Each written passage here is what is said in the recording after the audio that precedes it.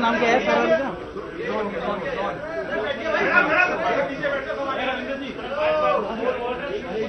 कल अरे साहब सामने सर कुणाल भाई, कल विपक्ष की तरफ से सामने सर जाइए प्लीज। आरंभ में ये कहा गया कि रीमा जी पीछे जाओ। वो चर्चा चाहते हैं संसद के अंदर।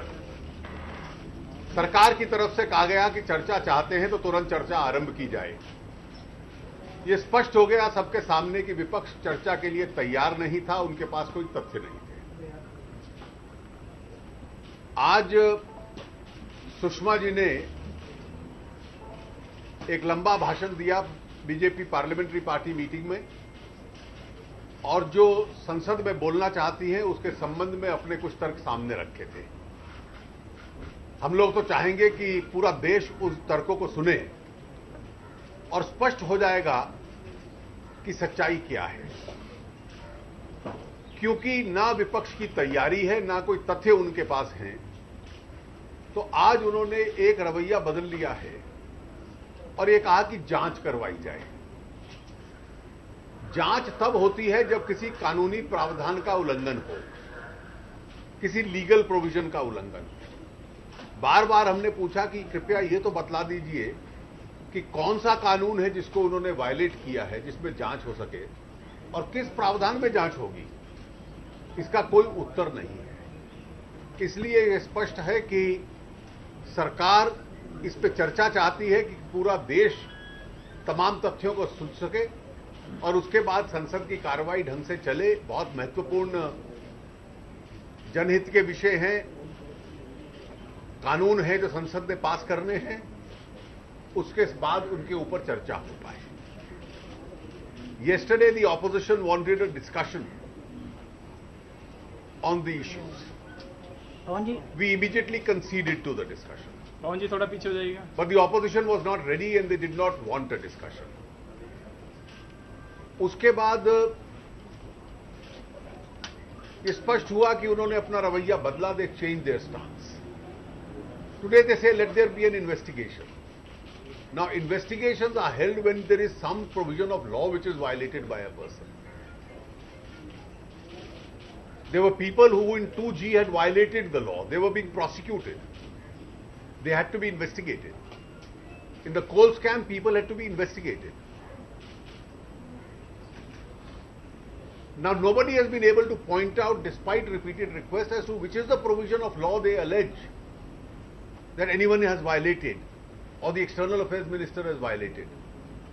They are unable to point out.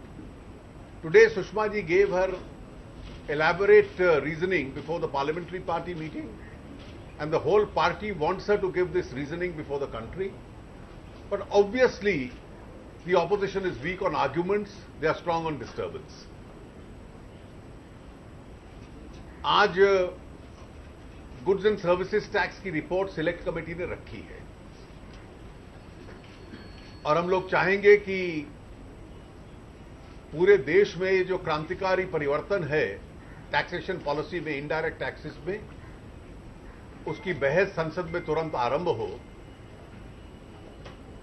और ये संविधान संशोधन पारित हो।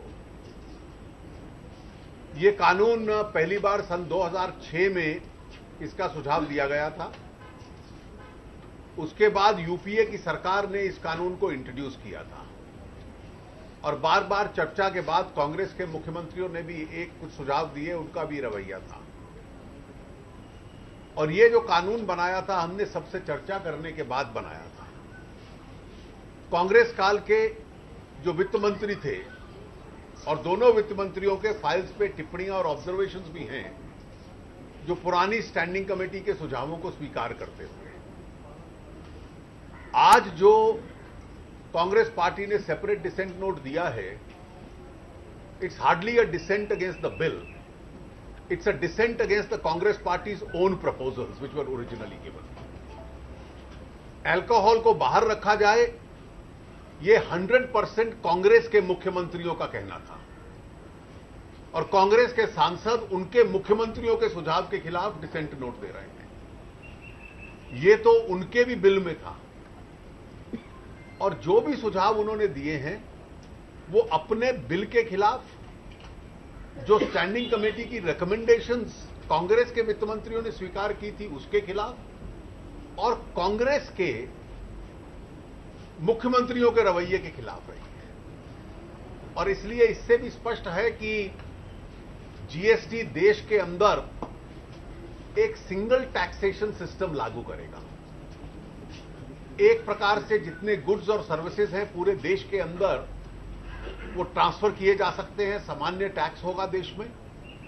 इससे टैक्स इवेजन कम होगा, लोगों को सहूलियत बनेगी, देश की जीडीपी 1.5-2% बढ़ेगी, और उसके साथ साथ जो देश का व्यापारी है वो जीएसटी लागू करने की जो मांग कर रहा है, कांग्रेस पार्टी ने उस सब इच्छाओं के खिलाफ और देश की जीडीपी बढ़े उसके खिलाफ ये डिसेंट नोट दिया है।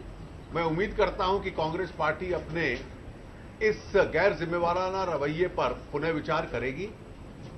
मैंने कभी ऐसा नहीं देखा कि कोई पॉलिटिकल पार्टी जो कानून खुद ही संसद में लाए हों, जो उनकी राज्य सरकारों ने समर्थन किया हो, उन्हीं सुझावों पे डिसेंट नोट दे दे। कांग्रेस ने कहा कि हम इस बिल का विरोध करेंगे, ऐसे में इस बिल को पारित करा पाना कितना मुमकिन होगा? देखिए, अगर कांग्रेस इसका विरोध करती है तो देश कांग्रेस का विरोध करेगा। देश का एक एक नागरिक और देश का एक एक व्यापारी कांग्रेस का विरोध करेगा, क्योंकि ये एक समन्वय और आम राय बनी थी पूरी बहुत लंबी चर्चा के बाद। कांग्रेस देश के विकास के खिलाफ है, ये डिसेंट नोट देने के बाद कांग्रेस ने इसको इस्टेब्लिश किया। देखिए, I am hopeful and therefore we are going to go ahead with the GST legislation. We will still try and build consensus and explain the rationale and reasoning as far as the Congress party is concerned. Thank you. Thank you, sir. Thank you.